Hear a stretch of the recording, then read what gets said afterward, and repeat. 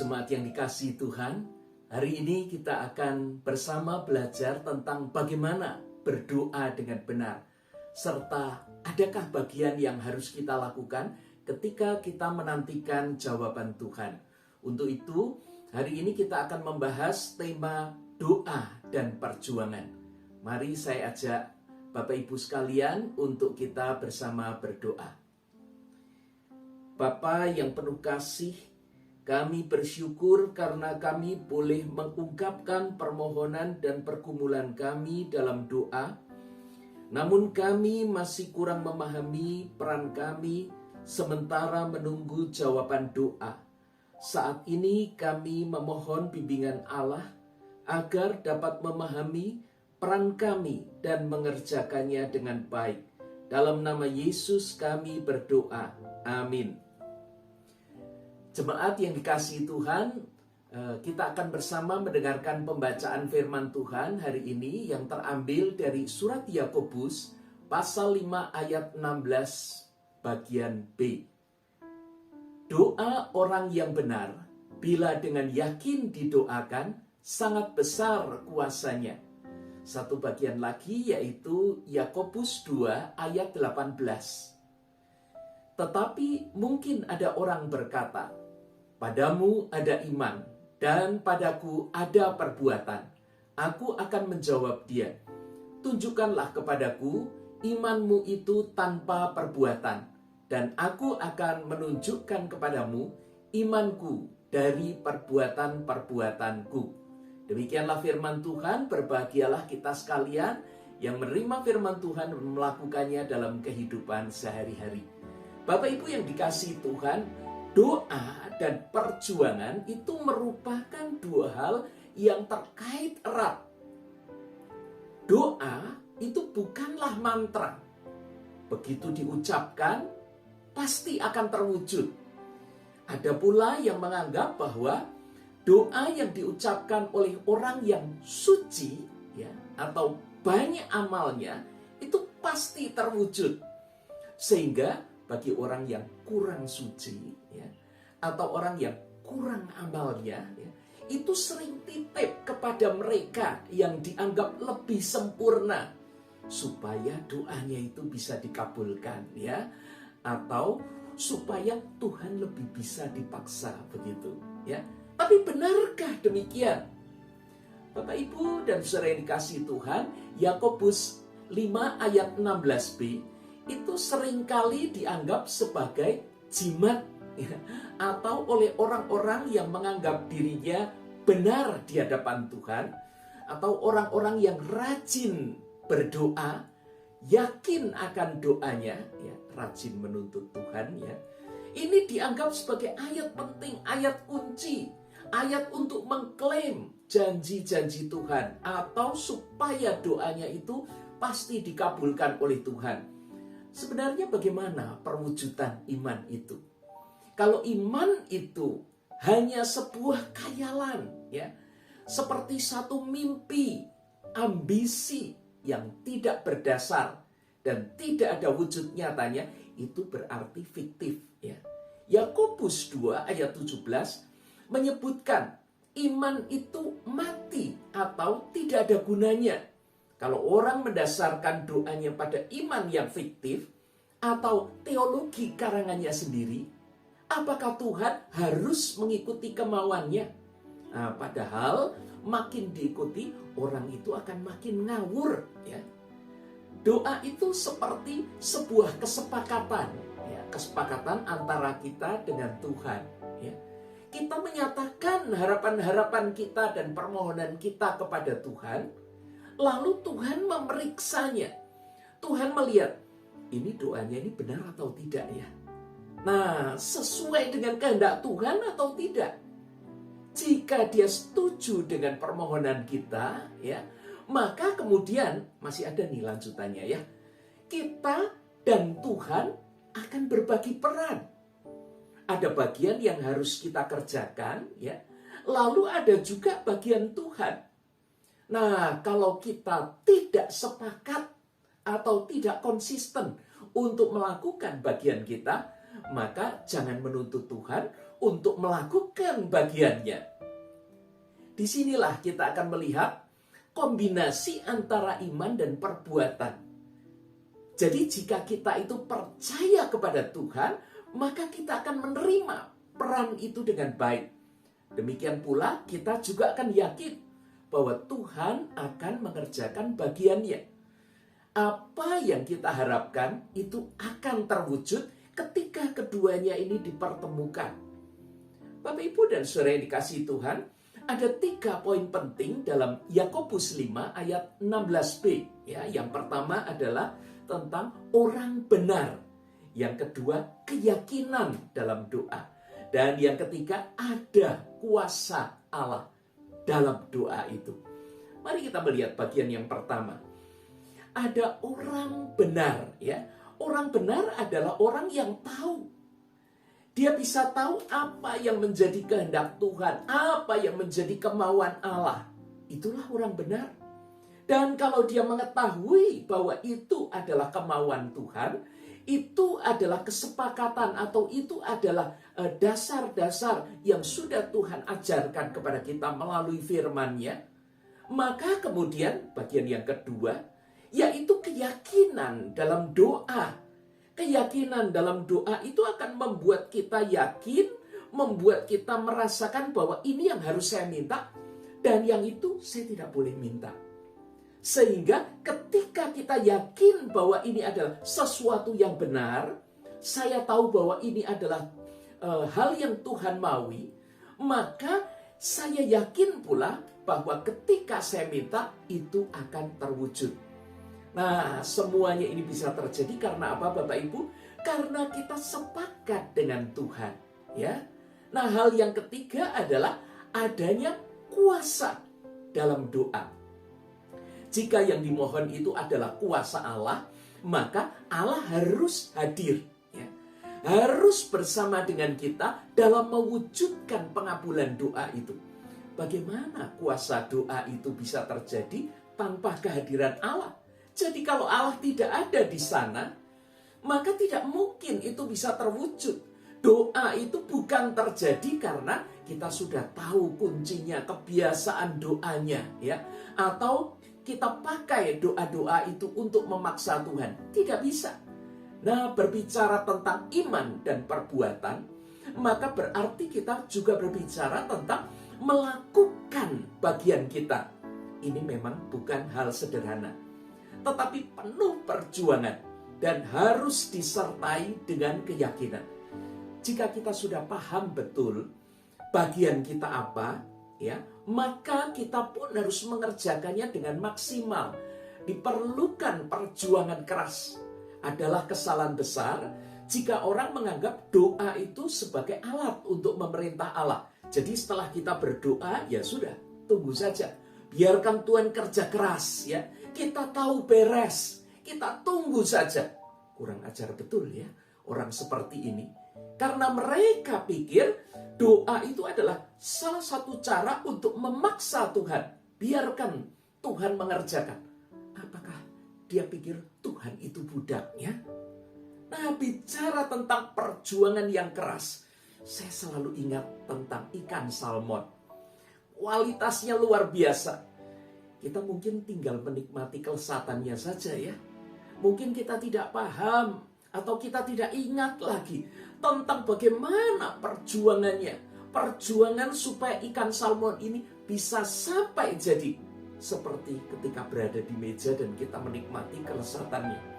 Bapak Ibu yang dikasihi Tuhan, ikan salmon itu pada umumnya hidup di samudra negara-negara dingin, ya, seperti Amerika Utara, ya, Eropa Utara, ya. Tetapi pada saat menghadapi musim bertelur, itu mereka mendekati pantai. Lalu mereka mencari sungai. Nah, bukan sembarang sungai, tetapi itu adalah sungai tempat di mana mereka dulu ditetaskan. Lah, kok tahu ya? Ada satu naluri yang ada pada diri ikan salmon itu. Dan hal yang luar biasa adalah ikan salmon ini, mereka itu bisa ingat, bisa mengenali muara sungai asal-usul mereka itu dengan kepekaan geomagnetik, daya penciuman. Dan memang daya penciumannya ini tidak ada tandingannya, luar biasa sekali. Ketika ikan salmon itu sudah berhasil memastikan inilah sungai kelahirannya, ceritanya belum berakhir. Karena mereka baru saja akan mulai. Ikan-ikan salmon ini mulai masuk ke sungai, lalu berenang ke hulu. Wah, ini perjuangan ya. Kian jauh menghulu, kian deras juga arus yang harus mereka lawan. Kita bisa bayangkan, berenang melawan arus. Luar biasa sekali. Lalu ada persoalan yang lebih sulit lagi. Di sungai itu terdapat banyak riam, ya, yaitu aliran air yang tiba-tiba berbeda ketinggiannya. Dan perbedaan ketinggian aliran air ini itu bisa sampai sekitar setengah meter sampai 1 meter. Akibatnya mereka menghadapi ada dinding-dinding batu karang. Sangat sulit, bahkan mustahil buat mereka untuk melanjutkan berenang ke hulu. Tidak mudah. Tetapi yang luar biasa lagi adalah ikan salmon ini tidak pernah putus asa. Ya, mereka melompati air terjun. Ada jenis ikan salmon tertentu yang bahkan mampu melompat setinggi 3,6 meter. Kadang-kadang mereka hanyut terus ya. Lalu mereka diterjunkan ke bawah. Tetapi mereka melompat ulang. Mereka kembali dengan resiko bahwa mereka itu akan terhempas di ujung batu karang yang tajam. Itu bisa membuat mereka mati. Nah, begitulah ikan salmon ini melanjutkan perjuangannya berenang ke hulu. Berapa jauh mereka harus berenang di sungai ini untuk melawan arus? Ada jenis ikan salmon yang harus melawan arus lebih dari ratusan kilometer. Ada pula hulu sungai yang terletak di pegunungan pada ketinggian 2100 meter di atas permukaan laut. Luar biasa ya Bapak Ibu. Kita bisa bayangkan, kalau tinggi sebuah riam itu setengah meter ya, maka berarti ikan-ikan salmon itu harus melompat kurang lebih 4000 kali. Cerita tentang perjuangan ikan salmon itu tidak berhenti sampai di situ. Mendekati hulu, ancaman sudah menunggu. Kenapa? Karena beruang-beruang itu biasanya sudah tahu kalau ikan salmon itu akan menuju ke sana. Nah, mereka menunggu kedatangan ikan salmon. Mereka siap untuk mencakar ikan itu, menggigitnya, dan memakannya. Di samping itu juga ada burung elang. Burung elang itu berputar-putar di atas, mengintai dari udara. Ya. Begitu badan ikan salmon ini nampak, maka dengan cepat burung elang itu akan menukik dan menyambar ini dengan cakarnya yang tajam. Jadi ikan salmon itu harus gesit dan waspada menghadapi ancaman, baik beruang maupun burung elang. Bapak, Ibu, dan saudara yang dikasihi Tuhan, salmon-salmon ini terus berjuang seumur hidupnya. Berjuang berarti berusaha sekuat tenaga untuk menghadapi kesukaran, bahaya, resiko. Dan bukan setengah hati, asal jadi. Tetapi mereka berusaha semaksimal mungkin. Mereka tidak bisa berlambat-lambat karena mereka berhadapan dengan arus yang begitu kuat. Ketika mereka berusaha sekuat tenaga, mereka pun juga menghadapi bahaya. Mereka harus berjuang hambatan demi hambatan itu. Menjadi bagian yang mau tidak mau harus mereka lewati. Tapi mereka tidak pernah berhenti. Mereka selalu berusaha mencapai tempat-tempat di mana nanti mereka bisa menetaskan. Bapak, Ibu, dan saudara yang dikasihi Tuhan, ketika kita memperhatikan hidup kita, lalu kita memiliki kehidupan doa, kita mau belajar tentang kehidupan doa, maka hiduplah sebagai orang benar. Gumuli setiap persoalan dan permohonanmu di dalam doa. Cari tahu bagaimana kebenarannya. Lalu ungkapkan permohonanmu itu dengan tulus, dengan kerendahan hati. Bicarakan dengan Tuhan tentang peran yang harus kita kerjakan. Supaya kita yakin ini bagian kita. Karena kalau kita lepas, kita tidak tahu, kita tidak mengerjakan bagian itu, bagaimana Tuhan bisa memberikan sebagai jawaban doa kita? Doakan terus dengan konsisten. Kerjakan terus dengan maksimal. lakukan keduanya ini secara bersama sampai doa itu digenapi. Bapak, Ibu, dan saudara yang dikasihi Tuhan, selama kita hidup di dalam dunia, maka perjuangan kita tidak akan berhenti. Kita bukan hanya berjuang untuk bertahan hidup, namun juga untuk melakukan peran yang Tuhan berikan kepada kita. Karena itu, mari kita bersama berdoa. Bapa, kami berdoa bagi setiap kami yang sedang belajar. Ketika kami menggumuli doa-doa kami tahu Tuhan, ada bagian yang harus kami kerjakan. Kami tidak bisa membiarkan begitu saja, seolah-olah ketika kami sudah berdoa, ini adalah bagian Tuhan sepenuhnya. Kami hanya tinggal tunggu saja. Setelah semuanya berhasil, maka kami tahu beres. Ya Bapa yang penuh kasih, kami mengucap syukur karena melalui firman-Mu pada hari ini kami belajar. Ada bagian kami, dan bagian kami mungkin juga tidak ringan. Tetapi karena Tuhan tahu kami mampu melakukan itu, dan Tuhan mau supaya setiap kami mengambil bagian itu dengan penuh tanggung jawab. Tolonglah kami ya Bapa, karena jika kami mengerjakan bagian kami dengan penuh sukacita, maka kami percaya semuanya itu akan berkenan di hadapan Tuhan, dan Tuhan pun akan menggenapi doa-doa kami.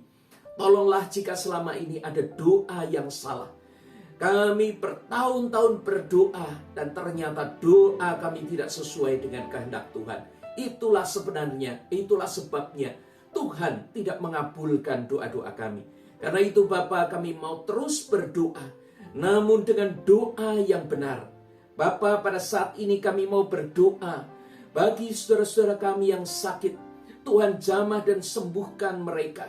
Kami berdoa supaya Tuhan terus menguatkan, sehingga saudara-saudara kami yang berjuang untuk sembuh itu melihat pengharapan dan kekuatan yang dari Tuhan.